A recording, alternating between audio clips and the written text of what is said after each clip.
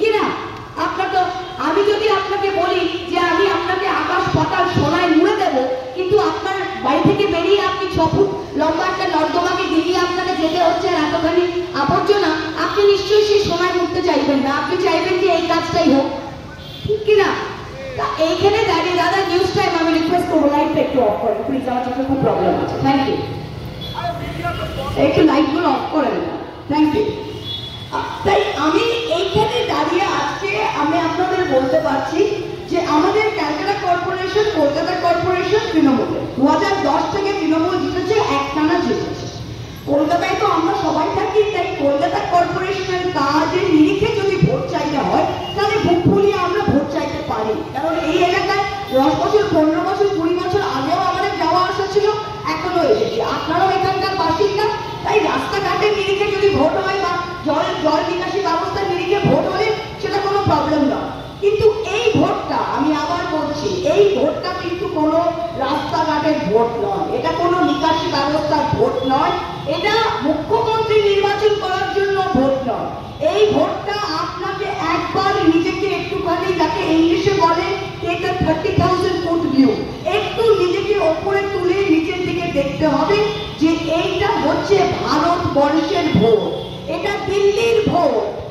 দিল্লির ভোট মানে সারা বিশ্ব ইন্ডিয়াকে, ভারতবর্ষকে কি চোখে দেখে, সেই চোখে, যে চোখে দেখে গণতন্ত্রে বাস করি।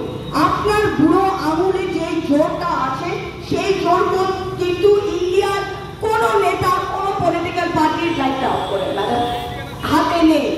কিন্তু আমরা কি দেখলাম, আমি জ্বলজ্বলন্ত উদাহরণ, আমি 5 বছর আগে পার্লামেন্টে দাঁড়িয়ে বলেছিলাম যে এটা ফ্যাসিবাদী সরকার, 7 চিহ্ন ভারতবর্ষ ফ্যাসিজমে পরিণত হচ্ছে।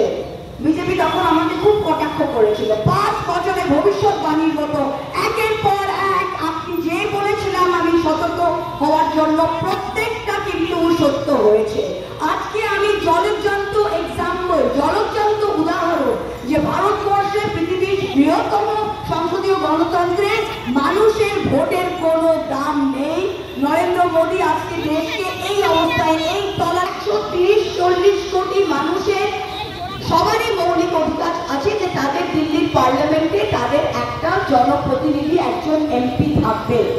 আপনাদের এমপি মানা রয় রয়েছে, যদি আপনারা নিজের এমপিকে সরাতে চান তবে দুভাবেই সে সরতে পারে, হয় আপনারা ভোট দিয়ে নিজের বুড়ো আঙুল দিয়ে আপনারা সরাবেন, কৃষ্ণনগর মানুষ আমাকে ভোট দিয়ে সরাতে পারে, আর 2, যদি কোন দেশের আদালত, any court of law convicts for more than 2 years, 2 বছরের বেশি শাস্তি এরকম অপরাধে আমাকে কোন কোর্ট যদি শাস্তি দেয় তবেই আমি ডিসকোয়ালিফাইড হতে পারি। এরকম কোনোভাবেই সংসদীয় গণতন্ত্রকে নিজের সংখ্যাগরিষ্ঠতার আধারে আপনারা ইচ্ছাকৃতভাবে গলার জোরে কাউকে বহিষ্কার সংসদ থেকে করতে পারেন না।